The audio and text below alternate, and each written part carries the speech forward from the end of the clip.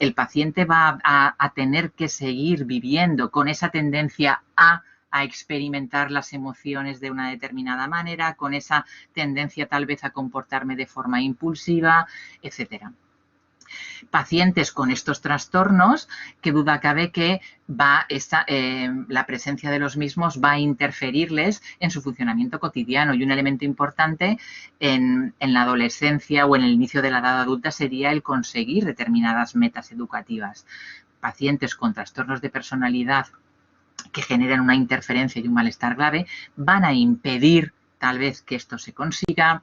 También a nivel laboral, ¿no? Si yo tengo un patrón disfuncional que me impide ser flexible, adaptarme a las medidas del entorno, a las demandas del entorno, perdón, qué duda cabe que a nivel ocupacional, a nivel laboral, pues estas personas también van a tener problemas, y pacientes que por otra parte generan tanto costes indirectos, como sería pues el tema del desempleo, como costes directos, ¿no? Lo que supone en cuanto al uso de servicios sanitarios, ¿no? En el trastorno límite incluso pues lo que serían acudir a puertas de urgencias, los ingresos por conductas autolesivas, lo que es una cama en un hospital y demás, la propia sintomatología comórbida como sería una depresión o incluso otras enfermedades también presentes en estos pacientes. ¿Vale? Bien, como sabéis, los trastornos de personalidad los podemos agrupar fundamentalmente en 3 grandes bloques atendiendo a esas características que de alguna manera los definen, ¿no?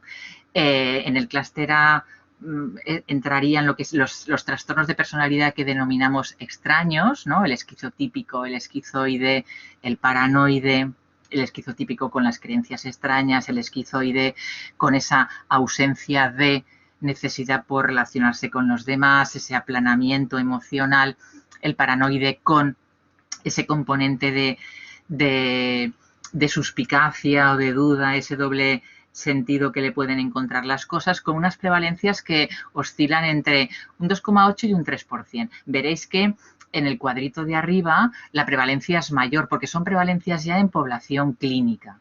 Evidentemente, sí, en la población clínica, tanto en los trastornos del clúster A, que son los que comentábamos ahora, como los del clúster B y los del clúster C, las prevalencias son mayores.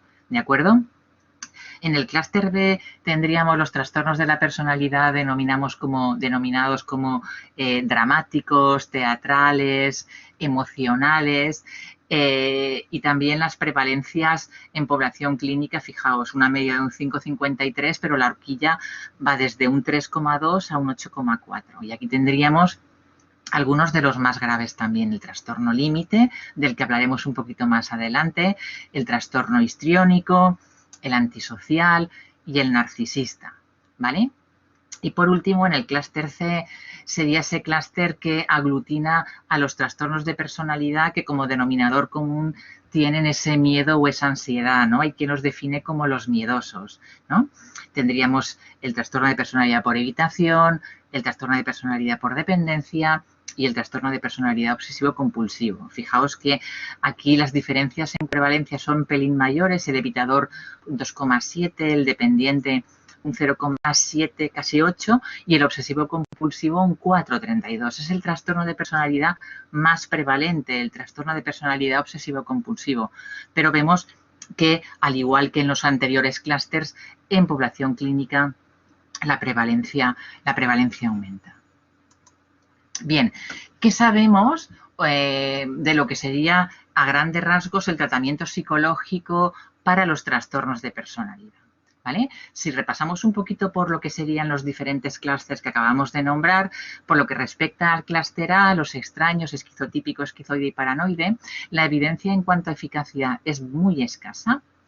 Prácticamente los pocos estudios que existen se han centrado en el trastorno esquizotípico de la personalidad. No encontramos evidencia acerca de eficacia en trastorno paranoide y trastorno esquizoide, y sí que es cierto que sabemos que algunos pacientes con un trastorno de personalidad en este clúster podría en algún momento tener una transición hacia la psicosis, con lo cual el trastorno de personalidad aquí sería premórbido. Pero parece que el abordaje del trastorno de personalidad haría que la transición hacia la psicosis fuera más lenta. Por lo que respecta a los trastornos de personalidad del clúster C, tendríamos aquí a los miedosos, dependiente, obsesivo-compulsivo y el evitativo.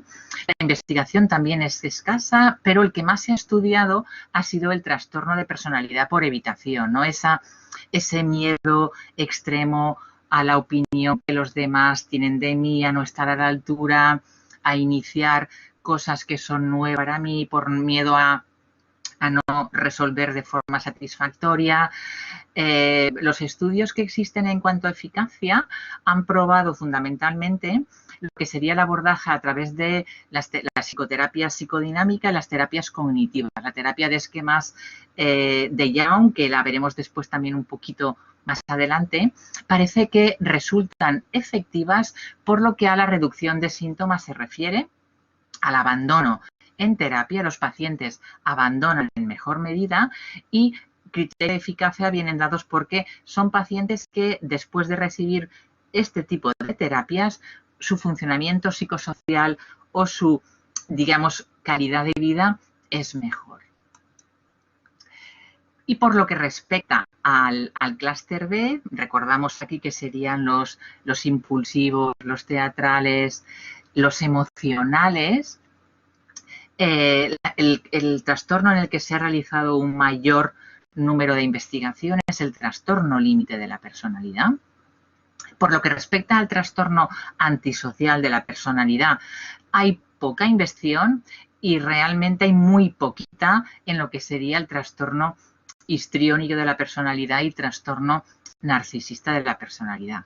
Me pararé un poquito aquí para comentar lo que sería el abordaje del trastorno antisocial, porque sí que se ha visto que, sobre todo con población penitenciaria, gente que está en prisión, os podéis imaginar que el trastorno antisocial de la personalidad es el más prevalente.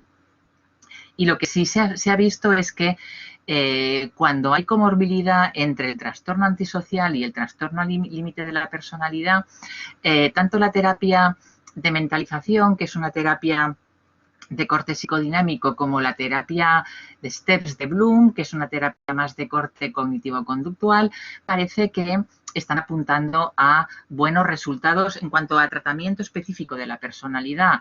Los tratamientos más tradicionales que se han abordado en este tipo de pacientes es todo lo que tiene que ver con la terapia cognitivo-comportamental, solución de problemas y habilidades sociales. Las cuatro grandes, cuando ya hablamos de trastorno límite de la personalidad, las cuatro grandes terapias, enfoques terapéuticos que están demostrando de una manera controlada en estudios experimentales cada vez más rigurosos, es que están funcionando. Sería la terapia dialéctico-comportamental establecida por Marshall Linehan, la terapia basada en la mentalización, que, como os decía, es una terapia de origen psicodinámico, está representada por Fonagy y Bateman y plantean fundamentalmente que a la base del trastorno de la personalidad, aunque hay otros elementos a tener en cuenta, habría problemas de apego, fundamentalmente un apego desorganizado. Luego tendríamos la tercera grande, que sería la psicoterapia focalizada en la transferencia, también de corte psicodinámico, cuyo representante sería Clarkin. Y la cuarta en escena es una terapia cognitiva focalizada en los esquemas de Young, que plantea que a la base del trastorno de personalidad límite existen unos esquemas desadaptativos que la persona ha ido adquiriendo desde su infancia y que devienen en este trastorno a la hora de cómo la persona se interpreta a sí mismo y a los demás. ¿Qué podemos afirmar teniendo en cuenta que, como os digo, las cuatro grandes están demostrando que son eficaces? Ya podemos romper con esa creencia de que el trastorno límite no se puede tratar. ¿Por qué? con los resultados que estamos viendo de los diferentes enfoques que os estoy comentando, estamos viendo que hay mejoras a nivel de inestabilidad emocional, que también hay una reducción importante en conductas impulsivas, cosa que en el trastorno límite es un elemento muy importante. También en esa psicopatología general asociada al TLP, cuando hablábamos antes de comorbilidad, ¿no? A nivel de ansiedad, a nivel de estado de ánimo, también hay una disminución en esta sintomatología. Las personas funcionan de una manera más adaptada en lo que sería su entorno y disminuyen los abandonos en terapia. No debemos olvidar que en muchas ocasiones estos pacientes son pacientes que han ido buscando de un terapeuta a otro terapeuta, ¿no? A la hora de encontrar o dar con un tratamiento que mejorara ese sufrimiento o ese malestar. Entonces, en la medida en que los efectos se dan en estos 5 grandes ámbitos, hay motivos para la esperanza, ¿no? El trastorno límite de la personalidad, que sabéis que es un trastorno grave, se puede tratar. ¿Cuáles son las características de esos 4 grandes tratamientos basados en la evidencia para trastorno límite? Que son intervenciones estructuradas, muy protocolizadas. Hablamos de tratamientos donde se nos indica en sesión a sesión cuáles son los componentes que tenemos que trabajar, donde en ellos también existe esa primera fase de orientación o de concienciación del paciente respecto a la enfermedad, respecto a lo que le pasa. Eso es un elemento importante, el generar la toma de conciencia. Cuando muchos de nuestros pacientes con trastornos de personalidad o con trastorno límite no tienen conciencia de enfermedad porque los síntomas son egosintónicos, porque yo siempre me recuerdo así, porque yo siempre he funcionado así. Entonces, el origen de mis problemas no es tanto yo, sino lo mejor que los demás no me entienden. Otro elemento importante es que se trabaja con los pacientes lo que sería el sentido de que yo dirijo mi vida. Yo tengo que adquirir determinadas habilidades para tomar las riendas de mi vida, cuando son pacientes que llegan a terapia con la sensación de que no pueden hacer nada, ¿no? De que están a punto de tirar la toalla porque mi vida es un desastre y porque he ido probando cosas y no he dado con nada que realmente me satisfaga.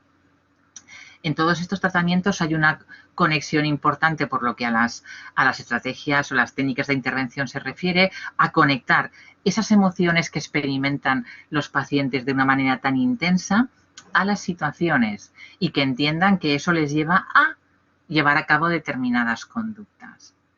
El terapeuta en todas ellas tiene un papel activo importante, validador.